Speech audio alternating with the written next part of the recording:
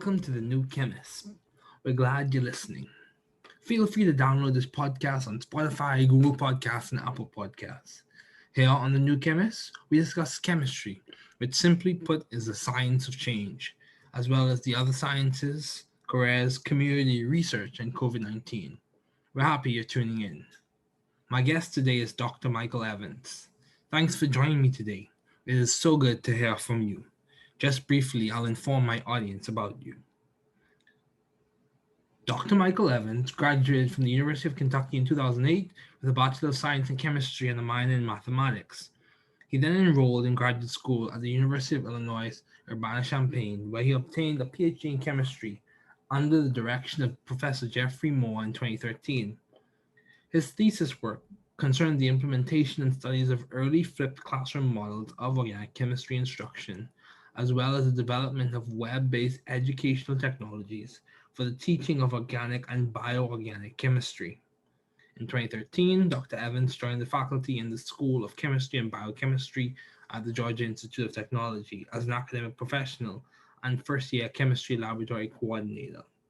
In 2018, he was promoted to senior academic professional. He continues to coordinate the first-year chemistry laboratories at Georgia Tech, teaches lecture courses in organic and general chemistry, and teaches the first-year seminar course, GT1000. Dr. Evans lives with his family in Georgia and with his wonderful wife and children and a rambunctious dog, Bernie. Please welcome Dr. Michael Evans. Thanks, Dr. Evans, for joining me today. It's good to have you on. Good to be here. So, what have been your longstanding interests in the field of science? So, I have a PhD in chemistry. I've been interested in chemistry for a very, very long time, specifically organic chemistry, and even more specific than that, organic chemistry education. So, I started my PhD in organic synthesis, ended up shifting gears to organic chemistry education, and I've been very interested in that ever since. Now my day job is general chemistry laboratory education, so I'm also interested in that. Basically, I'm very interested in expanding access to education, improving the quality of chemistry education, and using new technologies for those aforementioned goals. And interested in organic chemistry more broadly. So I follow the literature. I try to incorporate the literature of organic chemistry into my courses where I can. Try to help students understand that the scientific process we're going through, even now, is still on some level the same as it's always been. It just uses more advanced tools and methods than we have in the past, more advanced technologies. And just I'm really inspired by helping students step into that role as scientists or engineers professionally. Okay. So several questions I could ask you along that. Would you say it's more realistic, given your interest in organic chemistry education, would you say it's more realistic to have equal access to education in chemistry or equitable access? What would you say from your experience so far? What is more feasible? Sure. Well, equitable access is certainly more feasible, right? In the sense that I think with the tools we have available, that's actually a realistic goal, right? With things like video and what I've seen really advance over the past, let's say 10 years since I graduated from graduate school, are things like interactive models and immediate feedback, open tools that can provide that kind of thing. So like you take like an online homework system that's undergone this evolution from, it started in kind of like a very hacked together professors just building stuff based on, open libraries or libraries for completely different purposes, to it's moved into the big publishers, and now it costs an arm and a leg to get, and it's starting to turn over again to be accessible and available for free through open libraries. And so it just takes people to build that stuff, right? And the challenge The challenge really is the feedback Oh, piece, feedback. right? Oh, In terms of equitable versus equal, right? I think about equitable as, here's the material, you know, you have access to the material, you it's possible to succeed in this course by watching these videos, solving these problems, etc.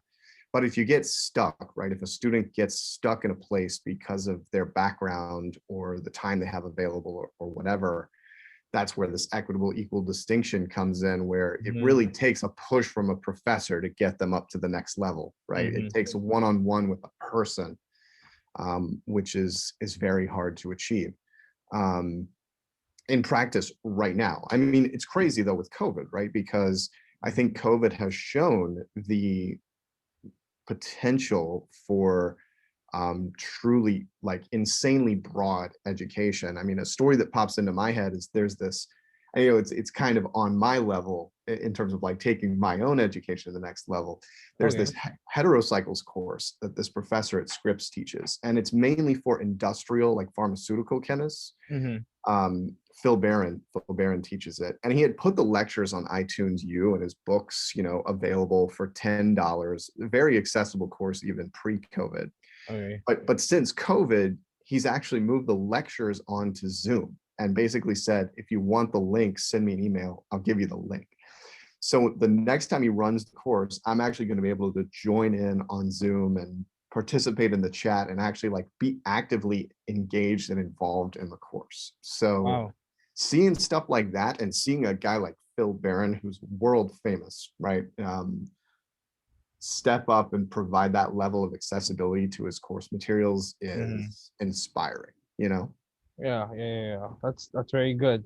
And I'll say just for people who are listening, heterocycles typically refer to molecules that have carbon and sulfur, carbon and nitrogen. Right, They technically are aromatic or not.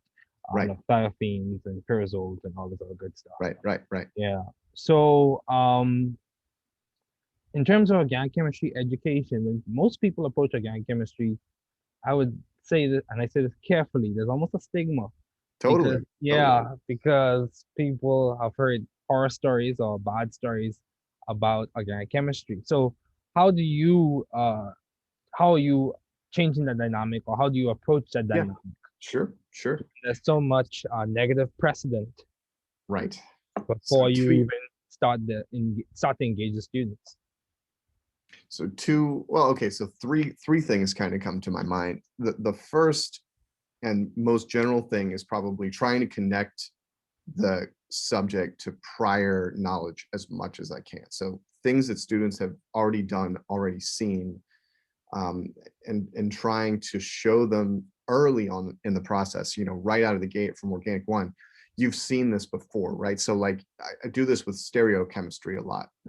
Basically this idea that, you know, you're walking around with a pair of enantiomers, you know, 24/7 in your hands, and you can think about how stereochemistry works just by thinking about your hands. You already have that foundation. Mm-hmm. Kind of a related point is just organic chemistry in everyday life. So it's the motivation for understanding this subject, Mm-hmm. things like medicines um, and various other applications of organic materials, polymers, et cetera, trying to bring those into play. Mm-hmm.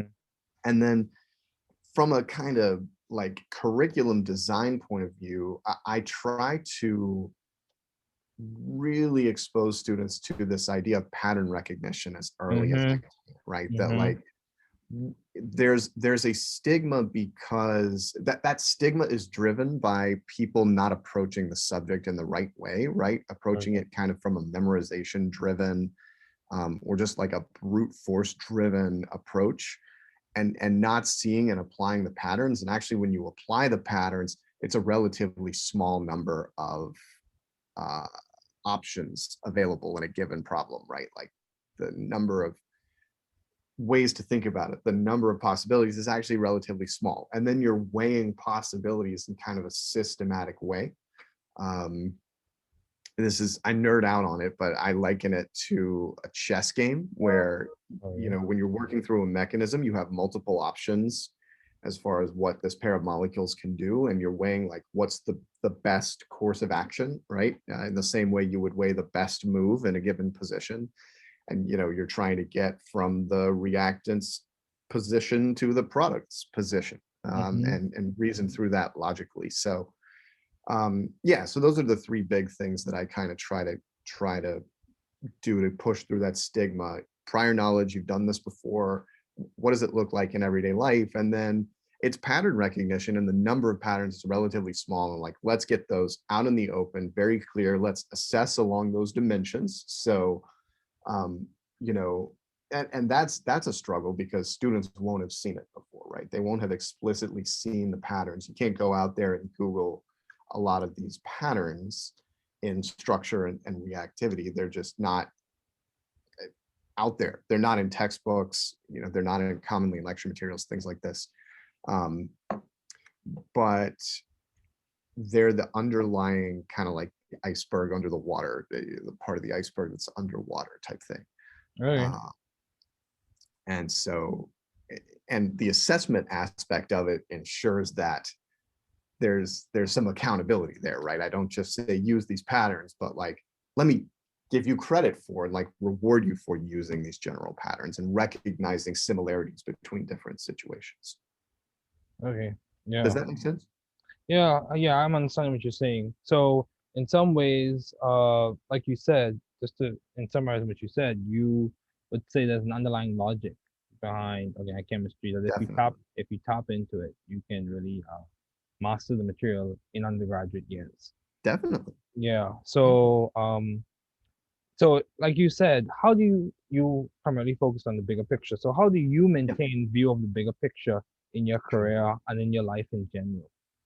Yeah, so that is a great question. It's easier said than done sometimes. I mean, right now it's very hard just because I'm kind of feeling like a headless chicken, getting everything done that I need to get done on a daily basis. Um, but I do, return to my teaching philosophy from time to time. I just rewrote my teaching philosophy statement, which is a Mm-hmm. very broad summary of my goals as an educator, my priorities, the activities and course design that I make use of to achieve those goals, that kind of thing. In a career sense, that's very helpful. I will also kind of revisit periodically the courses I'm teaching and how they're going. I'll look at student evaluations, kind of survey students to see how things are going. That's all sort of career oriented. As far as life in general goes, I mean, my situation changed a lot when I had kids. I'll say Okay. that too. So like, I've got a 4-year-old and a 2-year-old right now, so they're still very young, still going to daycare, all that good stuff. But Mm-hmm. they really keep you grounded in terms of priorities, right? Because you've got this real thing in terms of a family to take care of Mm-hmm. and really put in your priority list, and that's been helpful, because it provides me with kind of an anchor for work-life balance where like when I'm with my kids, my email's off, generally speaking. I'm not working. Before about 3 months ago, my wife was working weekends. And so I would have the kids on the weekend, kind of when she was at work, and then she would have the kids during the week. We're still married and everything, still living in the same house, just not, complementary schedules. Mm-hmm. And so, and that was a great way to kind of anchor things. She's now working during the week, so that's made it more challenging. I'm kind of in the process of adjusting my schedule, adjusting my thought process to kind of recalibrate. But yeah, um, and as far as life in general, I mean, you have to take some time to reflect on what things give you fulfillment, what things don't, and then judging in a career sense what things that are not fulfilling do I still have to do because of professional obligations. What things can I sort of cut loose, and those are sometimes it's hard decisions that have to be made there, but taking the time to reflect on that kind of stuff is really important to me. Okay, so this is going to be a technical question I'm going to ask you. Sure. You mentioned you're teaching philosophy. So, I'll ask you a few technical questions. what would you say is the limiting reagent to student success in your classes? Good question. Wow, that's a really interesting question. So I was thinking about this in terms of the lab context the last time I edited my teaching statement. Mm. And the thing I've kind of landed on is that there's what's called an affective dimension of learning, which is the emotional side, right? Okay. You've got to be invested in an emotional sense in learning a topic before anything will stick. Mm-hmm. And that's a huge barrier, I feel, for laboratory education, because students come into a laboratory space with feelings of anxiety, Mm-hmm. feelings of, unpreparedness. There's pressure to succeed. Sometimes students don't really know what success looks like in a laboratory environment, right? Am I trying to collect data, accurately and precisely? And how do I do that? I'm trying to learn all these kind of psychomotor skills, how to pipette, how to operate glassware, how to handle Mm-hmm. reagents safely. There's the safety dimension. Mm-hmm. This affective side, particularly the anxiety that can come along with entering a lab room, is a huge barrier, I find, to success in lab courses. Okay. And so lately I've been trying to address that. And I mean, COVID was just that times 1,000, right? Because I now know, you've got right? health and safety. Yeah. Mm-hmm. On top of all of these things. And the fact of the matter is, students are not great about distancing in lab spaces, because if they're set up to work as lab partners, they want to collaborate with each other, right? And that's Mm-hmm. natural. And so there's all kinds of things going on there in terms of anxiety in lab spaces, and that is, to me, the number one barrier for student success in a laboratory setting. And whatever way I can ease that anxiety is something I try to pursue. So, like preparatory video resources, videos of me in the lab doing stuff, showing them how to use glassware, um, providing resources in the labs, so QR codes to videos in the labs, and various other things. Uh, I'm putting iPads in the labs now, so that they can access resources during the lab period. Just absolutely anything I can do to lower that anxiety is, to me, going to provide the biggest benefits to student success. Wow, that's good. So, yes, definitely mental health is so important. Yes, Just because you encounter anxiety doesn't mean that that's a bad thing. You just have to realize that you're encountering it right, and seek to address it. Would you say that right, experience is the catalyst that allows you to overcome that activation barrier? definitely. Or Yeah, okay, yes, yeah. It's almost as if that's good, that's good. So my last technical question as it relates to your teaching philosophy would be, would you say, and this might catch you off guard, would you say that learning is selective or specific? Understanding material. If you approach material correctly, would you say yeah. it is specific in the chemistry sense or selective in Mhm. the chemistry sense? So Mm, just for people listening, selectively yeah, normally refers to like functional groups and like areas that you choose selectively target. right, Specific refers to something mechanistically intrinsic that results in a specific output. right. So Yeah, would you say our analogy is not tight enough? it kind of depends. Okay. Um, I think what's interesting about that distinction is it tends to shift from what I would call specific to more selective as the student gets older. Okay. You think about general chemistry and introductory, where the goal is kind of a lot of it is algorithmic, right? I'm taking an input, I'm producing an output, Mm-hmm. and then you have a very specific, um, this problem solving method is tied to this type of problem, right? So in the Mm-hmm. sense of being specific, right, I see a buffer problem, I'm gonna, use this very specific sequence of steps to solve that problem, right? I see a Mm-hmm. gas laws problem, I'm gonna use PV equals nRT. Mm-hmm. And the problem solving method is tied to what the student perceives as it's this type of problem. The older you get, ideally, it becomes more of a selective thing, where you can now apply multiple different problem solving approaches to problems that are in some sense bigger, right? And so you've got, various, say, problem solving approaches that can get you information about various aspects of a problem, and maybe one is more important than another. So it's selective in that sense, right? Okay. But to see the problem holistically, you have to kind of consider all of the various approaches that might be relevant to this particular problem. Okay. So what would you say is better, selectivity or specificity?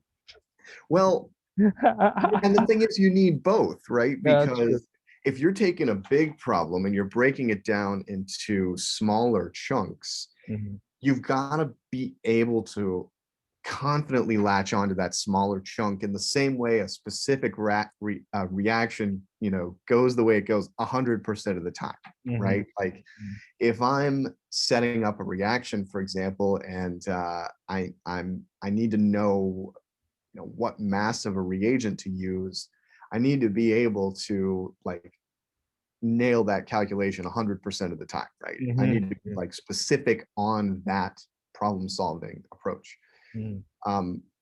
But when you're looking from a broader holistic perspective, you need to be able to bring different kinds of approaches to bear on a big problem. And that's more of a selectivity thing. So you kind of have this toolbox, right? And you need to know how to use each of those tools in a specific sense.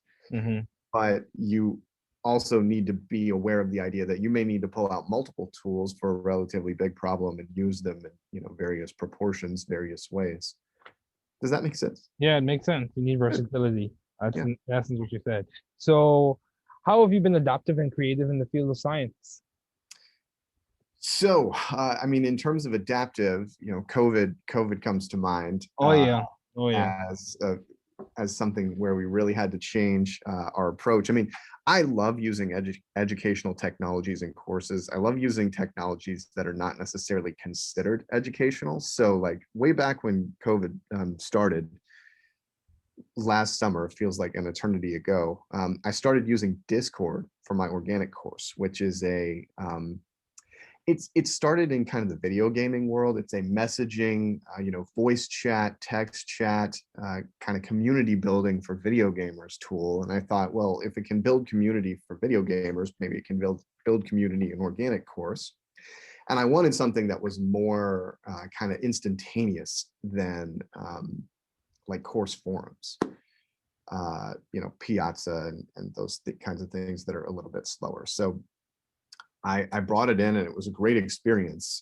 It helps me connect with the students. It helped the students connect with each other, that kind of thing. So that's just one example, but I love using new kind of educational technologies to help students communicate and then visualize chemistry. Like visualization is a huge thing for me. Being able to form an accurate mental picture of what's going on in organic chemistry is really important. And so I'll try to use 3D models and various software tools that enable students to work with models, even get feedback on how they're doing with 3D models and that kind of thing. So that's been a big thing. As far as the lab, as far as the intro lab situation goes, I've trying to innovate in the types of assignments I have students do, trying to be more authentic in some cases, provide them with an audience in the general chemistry lab, which is a broader lab for a variety of majors. I'll have students do things that are kind of targeted at other 1310 students, right? So write a report from the perspective of this is going to be shared with a 1310 student later, or like when we're doing a dry lab with Lewis structures, Vesper theory, write a solution guide that will help a student just learning this topic solve problems related to Vesper theory kind of thing. Put an infographic together, put a poster together, that kind of thing. Just trying to get them broad technical communication skills just beyond the level of the kind of traditional lab report. Yeah, and Vesper, for those listening, is Valentia electron, propulsion, or glypsine, home, whatever your preference of flavor. So, Right. in terms of finding the right environment for you to thrive scientifically and intellectually, Sure. how did you go about doing that? So, I mean, and I can kind of take this back to my graduate school experience where there's this distinction in graduate school with research advisors, right? Between kind of hands-on and hands-off. Yeah. And the group I started in was very much a hands-on situation. Mhm. Regular check-ins and kind of really trying to guide me in a particular direction. And it just wasn't for me. Okay. Something that I figured out pretty early on that, You that want no one holding your hand. yeah, yeah. And it was hard for me to take a project in a different direction in that situation because of the like perceived power dynamic, right? Of advisor versus graduate student. Yeah.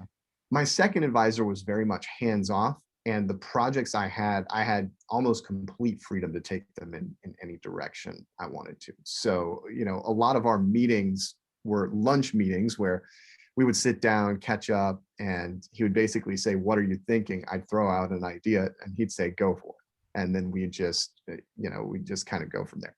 I might have some, preliminary data, preliminary like kind of anecdotal observations of what's going on in our class or whatever, and we just kind of run with that. Well, that sounds good. That sounds Yeah, good. and so the hands-off thing is something I definitely thrive on, and actually at Georgia Tech, it's a great place to be for that.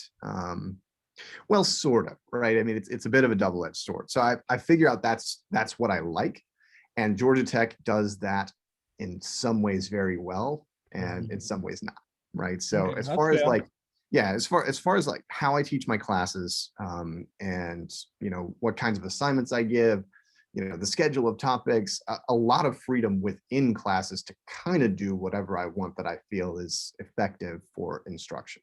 Mhm. That's been really nice because I feel like I've been able to create a student experience that's pretty good in the grand scheme of things, just by doing things that I've tried and I've been able to see. I don't have to take someone else's word at this works, so you're going to do this kind of thing, right?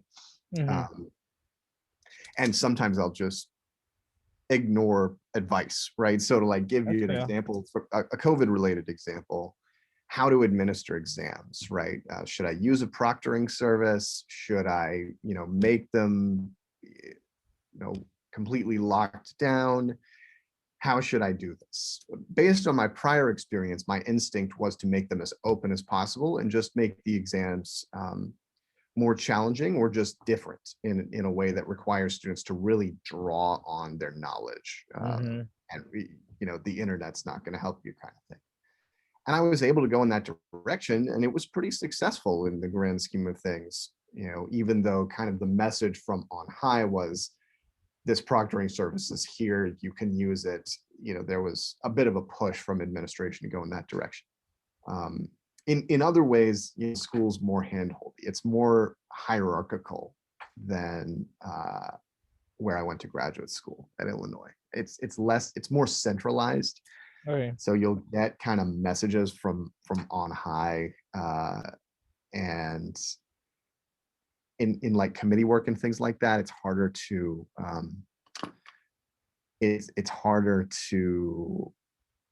have that freedom to kind of go your own way, in my experience. Yeah, I understand. So I understand what you're saying. yeah, And I would say in some instances, I'd say many cases, having a more open exam that allows for like higher level thinking and critical analysis is uh, a more realistic evaluation of the student's performance yes, exactly. because students typically are inclined to collaborate on those lockdown browsers and all those other things. Right, right, Yeah. So right, if you're just being real, if you're being real, right, yeah. right. So that's good. Absolutely, That's good. absolutely. So how do you maintain a balanced life given all your responsibilities and accomplishments? Would you say you are maintaining a balanced life, Dr. Evans, or I don't. trying to? Yeah, I was gonna say I don't do a fantastic job of that. at times. But yeah, I mentioned the family kind of keeping me grounded, which is key. I do have hobbies. I've been really bad about kind of following my hobbies and balancing my hobbies against everything else lately, because it used to be tied to a sense of place before COVID, and for me it to some extent still is, because I still coming to work most days, and I'm here in the labs doing stuff. Being physically in the labs kind of puts me in the work mindset. Being physically at home often puts me in the I'm at home with my family mindset. That's definitely blurred though, right? Since I'm spending more time at home, working more at home, that's been hard. So the place is a thing. In terms of the hobbies, I like running. I like hiking. So going out in nature and just kind of disconnecting has been important. Playing chess, playing video games, doing those kinds of things, trying to connect with friends virtually, maintaining a social life as best I can has been really important. And that kind of thing. I mean, it's way easier said than done.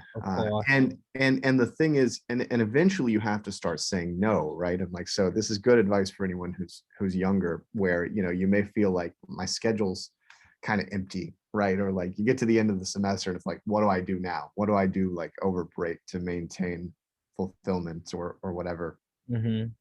Your schedule will fill up as you gather accomplishments. People start realizing, oh, you're great for so and so, right? So like, oh, he ran these online exams over the summer and they went great, so let's like draw him in as an expert on this topic and have him to talk at faculty meetings, or like people start emailing you, your inbox starts filling up, and so the time just starts filling up, and eventually you have to start saying no. And that's hard, because that really requires you to reflect on like, what are my priorities and how do I not say no to something that I really should say yes to, or vice versa, say yes to something that I should really say no to. And I think reflection is the key to that, like reflecting on the bigger picture helps you say no. Because even if there's a little bit of drama associated with, you turning something down, that it's the right decision in the long run. Yeah, you're specific to your goals. Right. Right. Specificity as relates to your goals, just like specificity as relates to our chemical mechanism. So you mentioned this idea of place and mindset. Right. Yeah, that's a very interesting dynamic, because I would say in some ways the places we occupy do affect the way we think, and they do affect our mental state and mental health. For sure. Yeah, so it's good to have awareness and be mindful. But as we conclude, do you have any advice to those wanting to pursue the field you're currently working in? And what is some of the most beneficial advice you have received? Sure. So the first thing I wanted to say is, and it sounds cliche, but I'm going to say it anyway. Networking is key. And take opportunities to network. Having a broad mindset is helpful when you're first starting out, and trying a lot of different things is, in my experience, very beneficial. So like, my CV is full of random things, many of which started and then stopped. And in terms of how I ended up here, it was the result of trying a lot of different things, meeting a lot of different people, and ending up in what I think is a pretty well-rounded situation. And so networking in terms of meeting people and pursuing opportunities, you also never know what you're gonna like. And this is kind of a do as I say, not as I do situation as I get older, because the older you get, the more kind of set in your ways you get. But don't be afraid to try something, even if you're not sure it will be successful. the more you do that, the easier it gets, right? As you practice failing, quote unquote, right? Like pursuing a project, it doesn't work out. And then you pick yourself back up, reflect on the lessons learned, and do it all over again. The more you do that, the more success you'll see, right? Successful people go through these iterations of, you know, things just are not clicking. And then all of a sudden, one day, something clicks. Something I read, gosh, where did I read it? Almost like failing forward, eh? Yeah, absolutely. Yeah, I think about research in that it's almost like a mill that you can constantly iterating, and then like Definitely. hopefully and gradually as time progresses, something novel or something beneficial or something significant comes out, but you still grind and grind and grind. Definitely. I was reading a book about the design process, and maybe it was Edward Tufte. I can't remember, but anyway, there was something in the book about the design process and how that is this process of constantly, you know, starting out with something that is bad, recognizing it's bad, and then iteratively refining it. And what we see, you know, coming out of a company like Apple, right, is the shiny, beautiful final product. But that went through so many iterations of this is working, this is not working, and I got to get rid of what's not working and start over, you know, that we don't see. It's important to keep in mind that that's often what work is really going to look like.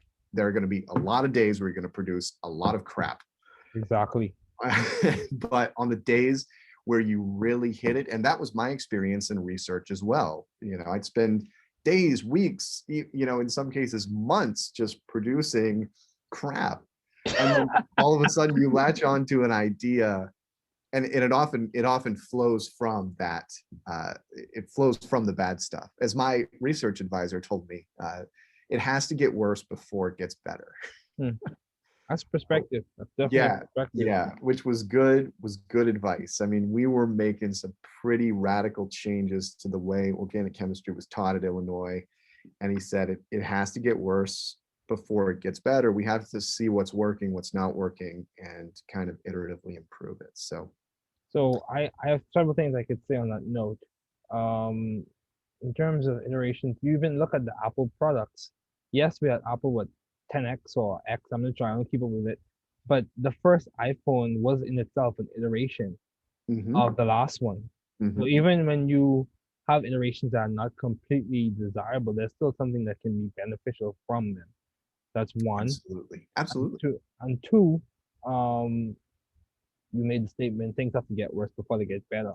That even has some psychological aspects in that I've heard people say a part of building resilience, a part of the process of becoming resilient, falling apart is a part of that, and engaging in that falling apart process. So deconstruction before you reconstruct and improve. Yes. Yeah. So that's definitely that conversation can go on for a while, but it is definitely good to have you on. Thanks, Dr. Evans, for joining me. It was a pleasure.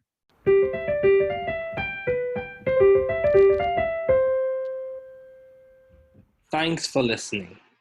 We're glad you were able to tune into this podcast. Once again, this is The New Chemist, where we discuss chemistry, which simply put is the science of change, as well as the other sciences, careers, community, research, and COVID-19. Thanks again for listening.